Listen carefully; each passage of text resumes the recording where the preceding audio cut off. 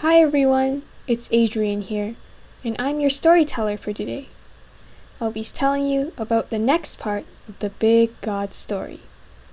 Today's lesson comes from the book of Samuel in the Bible. When someone speaks, it's important to listen to them, right? Well, many years ago, there lived a boy named Samuel, and Samuel knew all about listening. He lived somewhere very special. While we might live in houses or apartments, Samuel lived in a place called a temple. He lived in the temple of the Lord. So you might be thinking, what exactly is a temple? Is it a building? A tent? A cave? Well, a temple is like a church, where people can come together and worship God. In fact, we're in a church right now. So Samuel lived in the temple with a man named Eli. Eli was one of the leaders of the temple and also Samuel's teacher. He taught Samuel how to serve God, and he also taught him how to serve God's people. One night, while Samuel was sleeping in his bed, he suddenly heard someone call his name.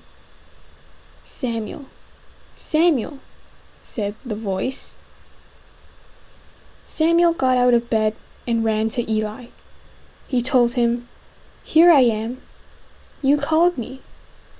But Eli responded, "I did not call you. Go back and lie down." So Samuel went back to bed. After returning to his bed, for the second time, Samuel heard someone call him, "Samuel, Samuel." Samuel got up, got out of bed, and ran to Eli again. "Here I am. You called me," Samuel said. But Eli didn't call him this time either. "Go back to bed," said Eli, and so Samuel did. For the third time, Samuel heard someone call to him. "Samuel," said the voice, but it wasn't Eli's voice this time. Can you guess who was calling to Samuel?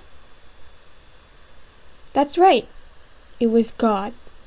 God was calling to Samuel. When Samuel told Eli what happened, Eli said, "Samuel, go back and lie down. If God calls you again, listen carefully. Then answer him. Say, 'Speak, God. I am listening.'" So Samuel went back to bed again. This time, Samuel lay very still. He listened very carefully for God's voice. Once again, God called Samuel. But this time, Samuel knew it was God. He said, "Speak, Lord. I am listening." So God spoke his words to Samuel. He gave him a message for Eli and his family. In the next morning, Samuel told God's words to Eli. God had a very special job for Samuel. People knew that God spoke to Samuel, and so he became God's prophet. Samuel knew God and listened to him all the days of his life. Every day, Samuel listened carefully for God's voice. Do you know that we can hear God's voice too? God can speak to us in lots of different ways. He can speak to us when we're singing to him or when we're praying to him. He can even speak to us when we're reading and learning about the big God story. When we hear his voice, we can say, "Speak to me, God.